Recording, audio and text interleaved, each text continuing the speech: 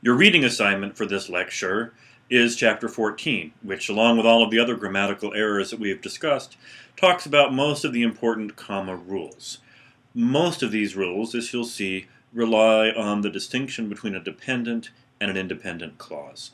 Once you have that distinction mastered and really understand it, you can pretty much figure out where to put commas, where to put semicolons, where to put periods. So in order to introduce this concept and review it for you, I am going to turn the stage over to my guest podcasters, Professor Reginald Flagbag and his student Gina.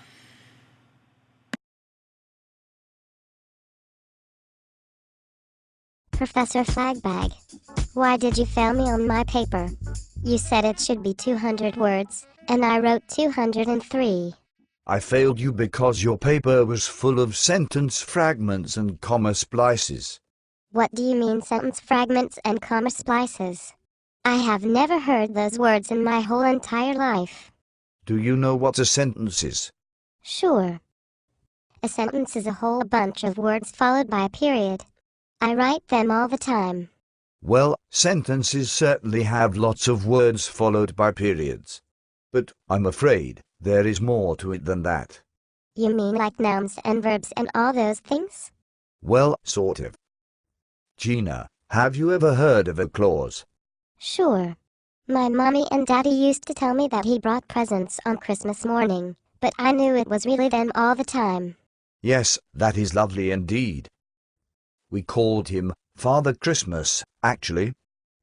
But the kind of clause I'm talking about is a group of words with a noun and a verb.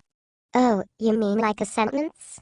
Some clauses can be sentences, like, John went to the store. That is called an independent clause because it can stand on its own. It doesn't need anything else to make it a sentence. So a sentence is, like, a noun and a verb and a bunch of other words followed by a period. Didn't I just say that? But there are other kinds of clauses that are not sentences. Like, before John went to the store. That is called a dependent clause. But that has more words in it than the first sentence. How can it have more words and not be a sentence too? That doesn't make any sense at all. It doesn't matter how many words are in a clause. What matters is whether or not it completes a thought. Because John went to the store doesn't finish a thought. It creates the expectation of something else to follow.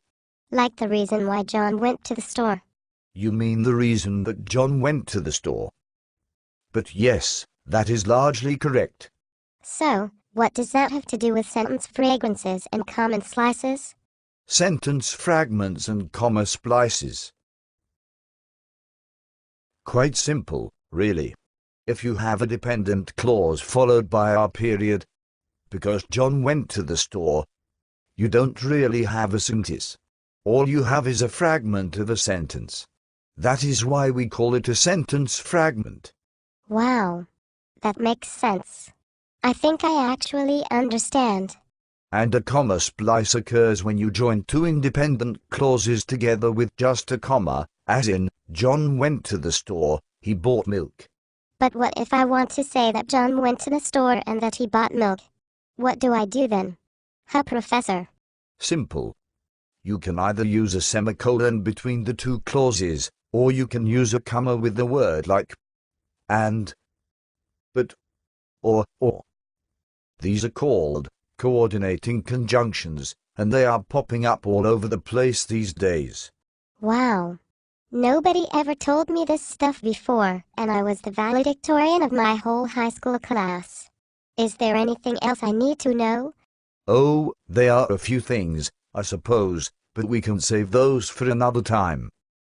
You are, after all, a freshman, so you have at least 8 more years of college to go. Do you have any further questions? Well, just one. Why do I have to learn all of these things anyway? Since I am going to be a rich businesswoman with lots of money and a secretary to handle all of this boring grammar stuff.